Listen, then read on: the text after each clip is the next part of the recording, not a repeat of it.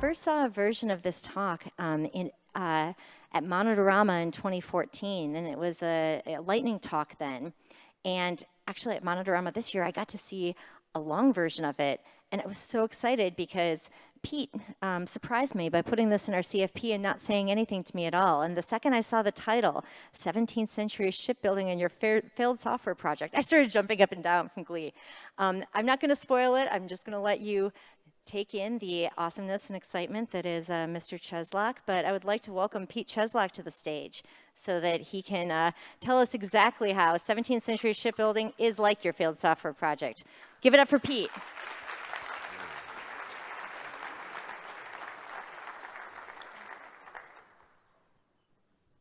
All right, hello everyone. Everyone in the back, I hope, can hear me. My voice is a little hoarse today.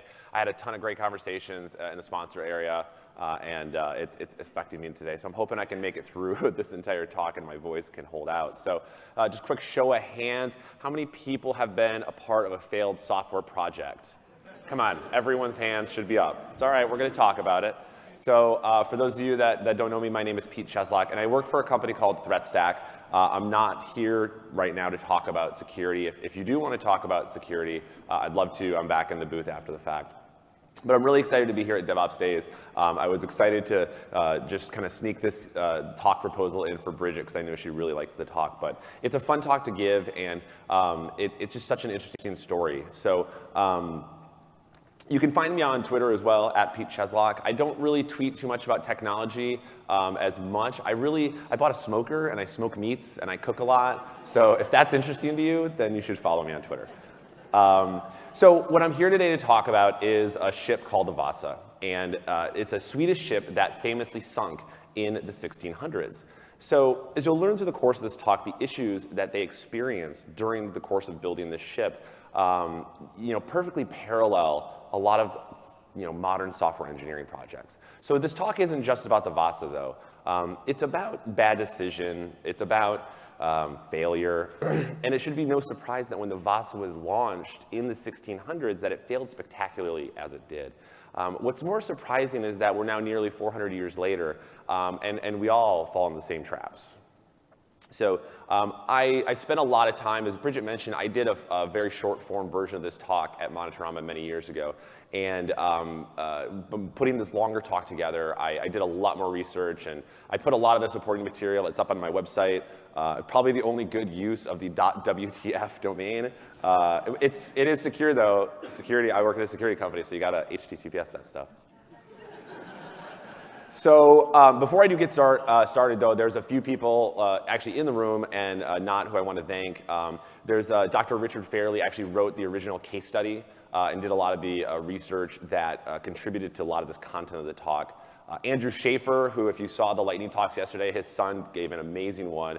He actually sent me that case study many years ago at like 1 a.m. And started my obsession with this story. And Bridget, who was recently at the museum and sent me a bunch of really great pictures. It's just a really beautiful ship that I was able to include. So the title of this talk is 17th Century Shipbuilding and Your Failed Software Project. But like I said, we're not just going to talk about ships. And so I was trying to think of, maybe some alternative talk titles. So one of them was, eventually you'll ruin everything. No one can help you. It's a little aggressive. We really try to be a little bit more welcoming to this community. So maybe something a little bit lighter. You're probably going to break it, and that's okay. Because anyone who's been in this business for any reasonable amount of time probably has a story about some epic failure that they were involved in. And if you don't have that story yet, welcome. as I read through this story, I actually saw pretty much all of my most epic failures, but with much less fatalities at the end. I can't even fathom how you do a job here where you are in a highly regulated industry, or where people's lives actually do hang in the balance. So when I screw up, it's only things like you can't get to your favorite website, I might have deleted all your email, or I accidentally took down a portion of global DNS traffic for just a short amount of time. Just short. I'm not saying any of this ever happened, by the way. I'm just examples. These are just examples. So I mean, this is the reality of development and operations, right?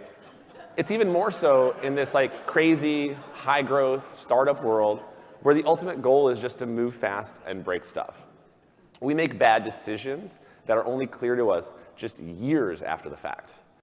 Or maybe it's a really good idea at the time and has these unintended consequences.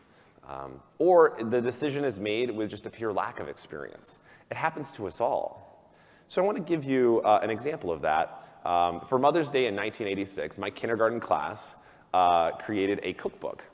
Now, why you would have a bunch of 6-year-olds coming up with recipes, I have no idea.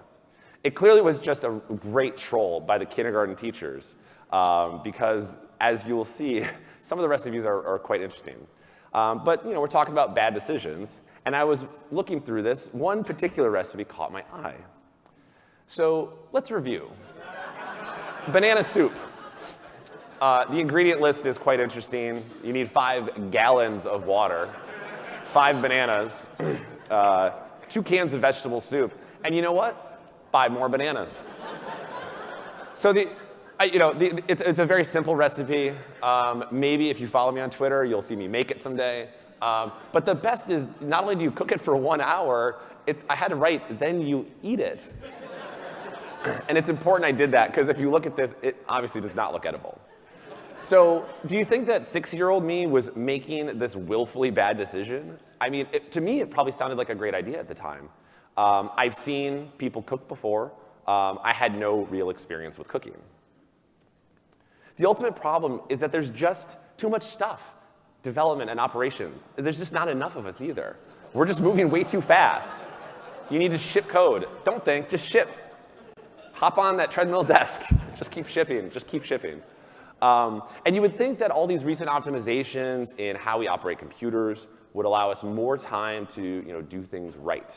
But I think what's really happened is all those efficiencies have really been just captured by the business. That concept of do more with less, or do more with the same. 10, 20 years I've been in this field, I still have about the same size operations team that I did then, and we're managing far more than we ever did back then. But we all try to move fast. Maybe we're nice and we leave some helpful comments for our coworkers. I think they call it self-documenting code. I'm not sure. But is it any wonder that we keep screwing up? That we keep doing these same things over and over, 400 years later? It's not always our fault either. We're often not given the ability to improve our situation because it may not actually be in our company's best interest. Or we have to just spend all this time keeping up with scale. Just keep the tracks just a little bit ahead of you. The company wants to ship features. You'll hear that a lot. But bad decisions pile up. So technical debt, it's a business problem. It's always a business problem. There's not a technical problem. When issues become a problem for the business, it's amazing how fast they get fixed. But where I think many teams fall down is doing a poor job of kind of expressing those technical needs in terms that the company can actually understand. So this might be a bit of an obscure Simpsons reference. Kudos if you get this one. We haven't gotten to the point with software, like this one episode of The Simpsons, where Mr. Burns, he actually thinks he's indestructible because all of these diseases that he has are just in perfect balance. Like they can't fit through the door. Where we have so many software bugs that things are actually stable because of it. We haven't quite got there yet. I mean, I've seen some places where there are so many software bugs they're actually turning into features. These are the patch notes for a game called Dwarf Fortress. And let's just take a quick look here. So if you ever need to pick me up, go and check out the patch notes, because there is some gold in here. Fixed problem with undead passing out from strangling. I'll be honest, cleaned up the bear situation.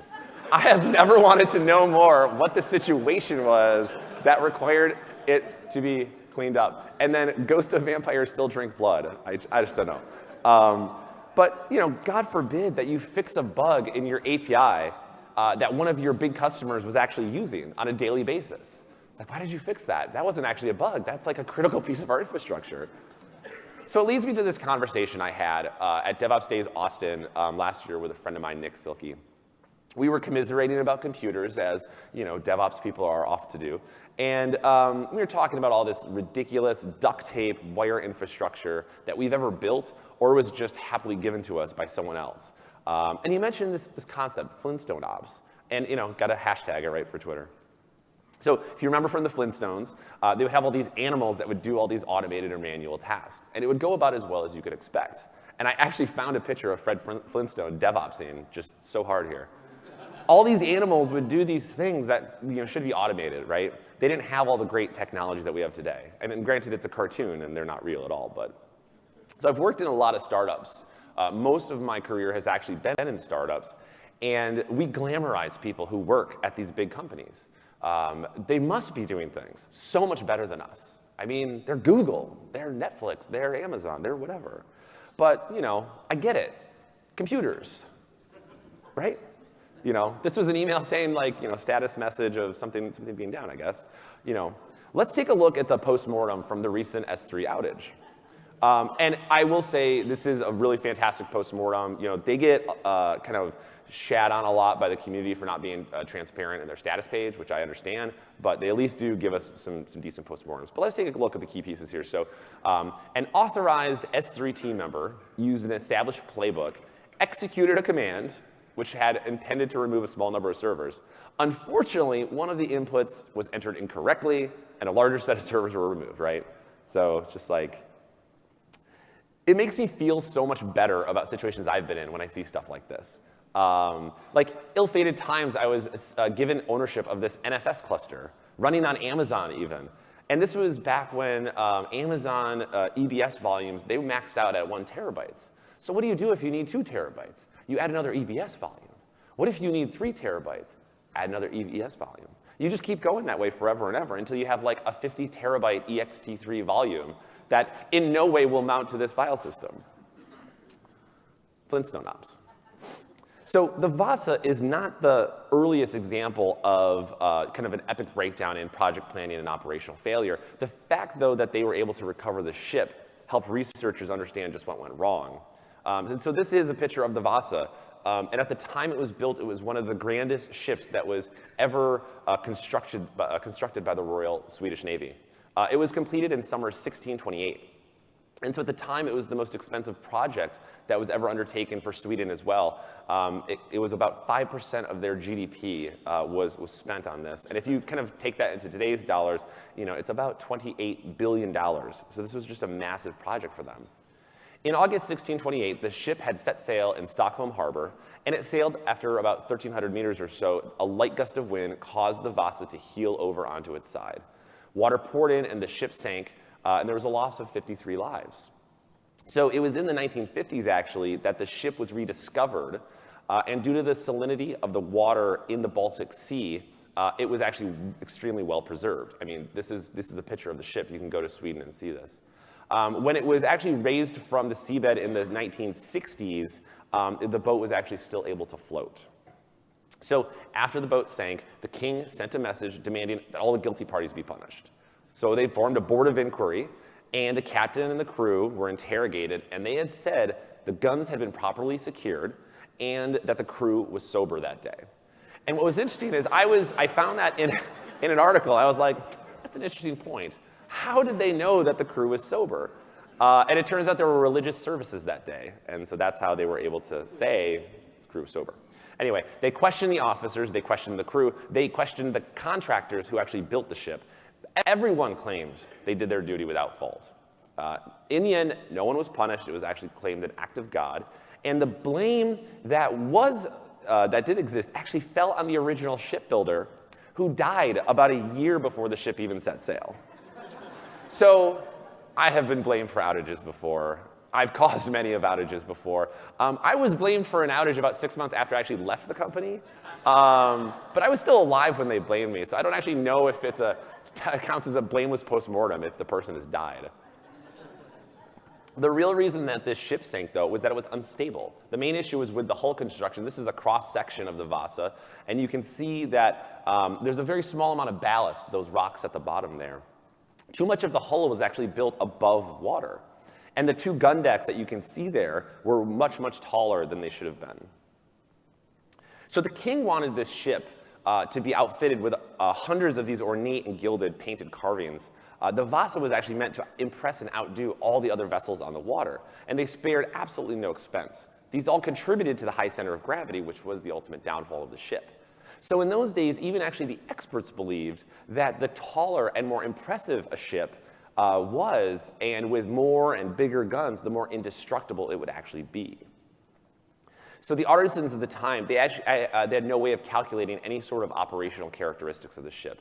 Things like center of gravity, stiffness. So the captains, they figure this out via trial and error after the ship launches. So the Vasa was actually one of the most impressive ships to sink during this time, but it wasn't the only one during the 17th and the 18th centuries. Measurements actually taken from the Vasa when it was raised showed that it was actually so unstable it would have heeled over at a list of 10 degrees. Recent calculations showed that it was a breeze of just 4 knots would cause it to heel over, which is impressive considering that it's a sailboat. So in 1625, King Gustav II directed the admiral to sign a contract to build 4 new ships. So the king wanted 2 108-foot ships and 2 135-foot ships. During the next 6 months, the king sent a series of ongoing and confusing changes to the shipbuilders. And because of those requests, the shipbuilders cut enough timber to build the same 2 108-foot ships, but only one 135-foot ship. So then in September, the Navy lost 10 ships in a devastating storm. So the king said, I need the 2 smaller ships, those 108-foot ships, like right now, ASAP. For some reason, as I'm reading through all these different changes in the plans that the king had made, I just imagine that if this happened in the modern era, you just know that there would be an email thread like 50 deep, and there'd be a Word doc attached like ships V9, final. Like, you just know it, right? So it's really important to point out here that the construction of the Vasa actually started in early 1626 as one of those smaller ships. And it was completed 3 years later with all of these numerous changes along the way. This is fine, right? This is fine. So a couple months later, what should have probably been the final requirements change, the king now wanted the ships to be 120 feet in length because what they wanted to do was add 32 guns in the standard kind of closed deck configuration. And the idea was they were currently at war with Poland, and these ships were going to be going to that war.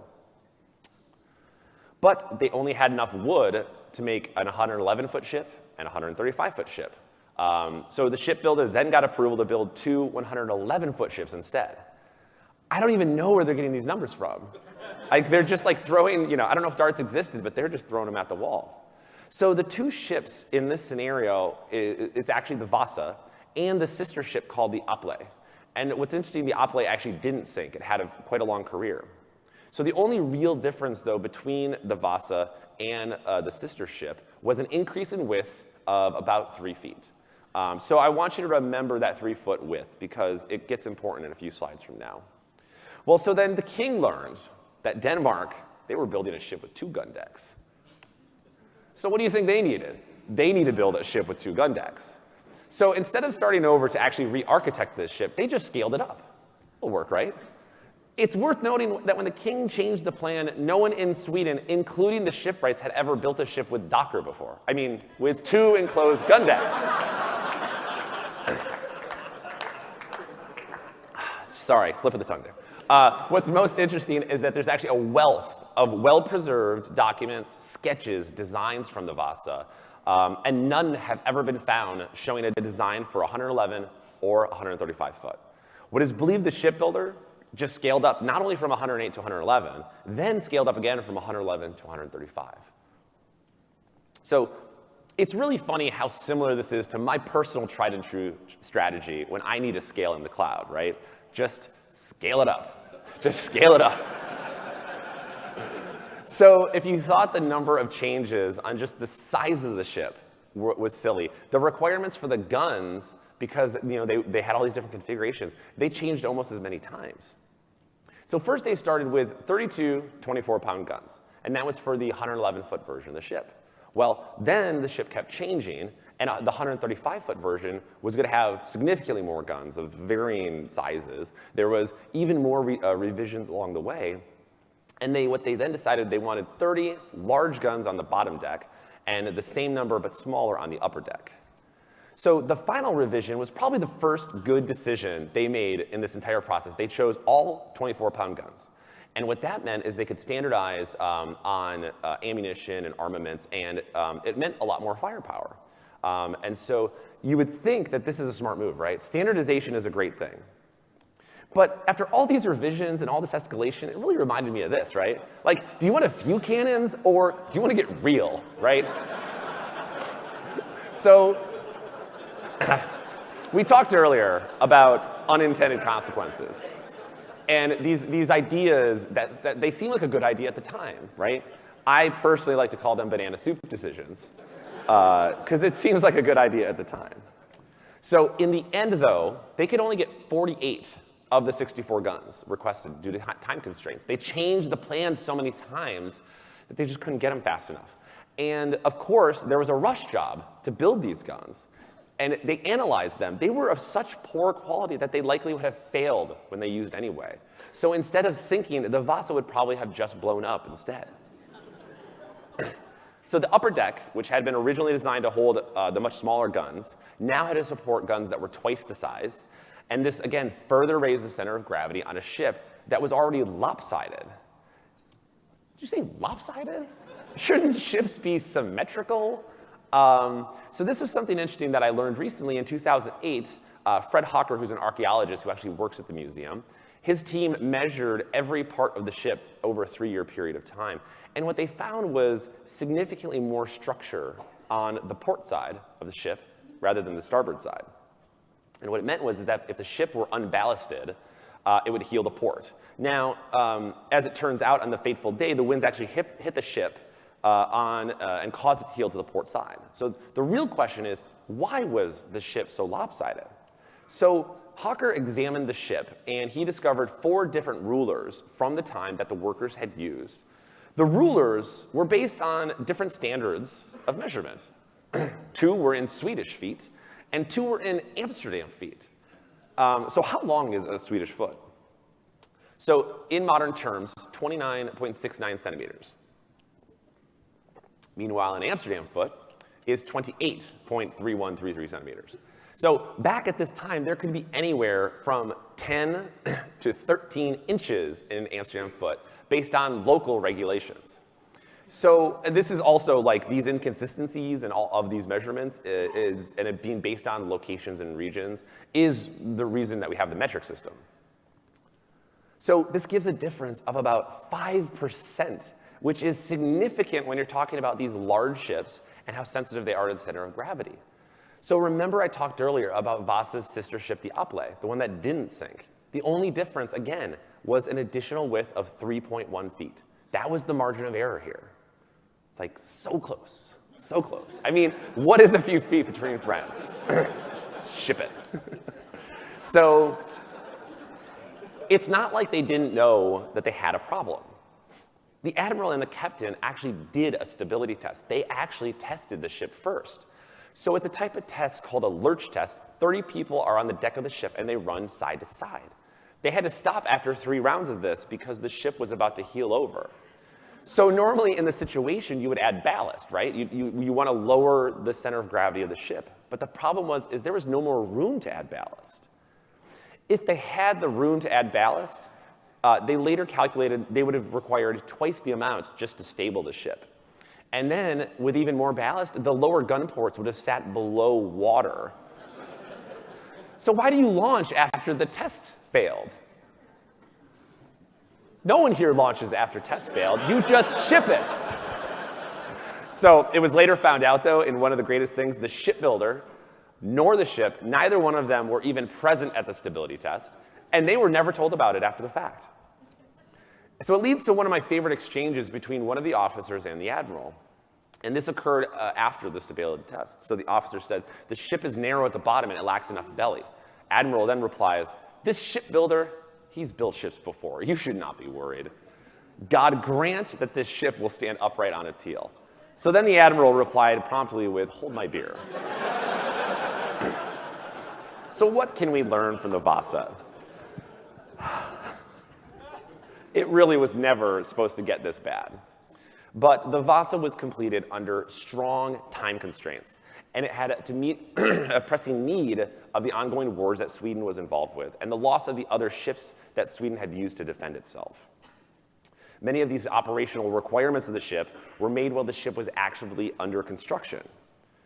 And the specifications, which were actually non-existent, because, fuck documentation, were never updated as the ship scaled from 108 to 111 all the way up to the 135-foot length. So the original shipbuilder, who actually died midway through, there was no documented project plan. In addition, they've been unable to find any plans that was created by the assistant who took over the project. No one in Sweden had actually built a ship with 2 gun decks before. They had years of experience with ships, but they've never actually done a 2-tier ship before. And we know that this was the reason. The height of the second gun deck was significantly taller than the average height of a crew member at the time. So they were just taking guesses at how high this should be. So many innovations were added to the Vasa after it had started construction to accommodate that larger size, as well as the gun deck that was just added on after the fact to an already scaled up ship. The ship evolved so much over this 2.5 to 3 year timeline, no one understood the impact of the changes. Think about every software project you've been on. Think about a 3-year software project. New technologies come and go during this time as this project changes along the way.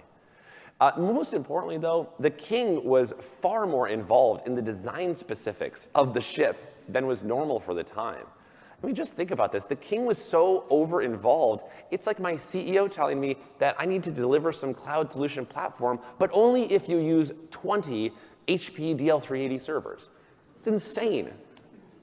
There are no standards of measurement for defining what even a foot meant. It was a different length from one worker to the next. Sometimes you just need to define the words before you even get started so that everyone knows what's going on.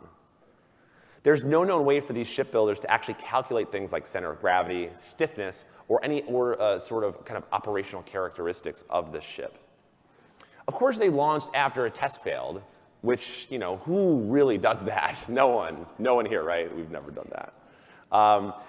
And they didn't tell anyone who could actually make an attempt at either fixing it or stopping the launch entirely. But the real reason that the story of the Vasa is so fascinating, it's just like a perfect storm of bad decision making. Everything from schedule pressures, scope changes, excessive innovation, with that creation of that second gun deck. And the most impressive dumbassery of this whole thing is they tested it, it failed, and they shipped it anyway. They knew. So those that cannot remember the past, I should say, are condemned to repeat it. The next time that you're sitting through a project planning session, just remember the Vasa and the types of decisions that led up to it. I like to call them banana soup decisions, because this is really the real travesty here today. Thank you very much, everyone. Thank you.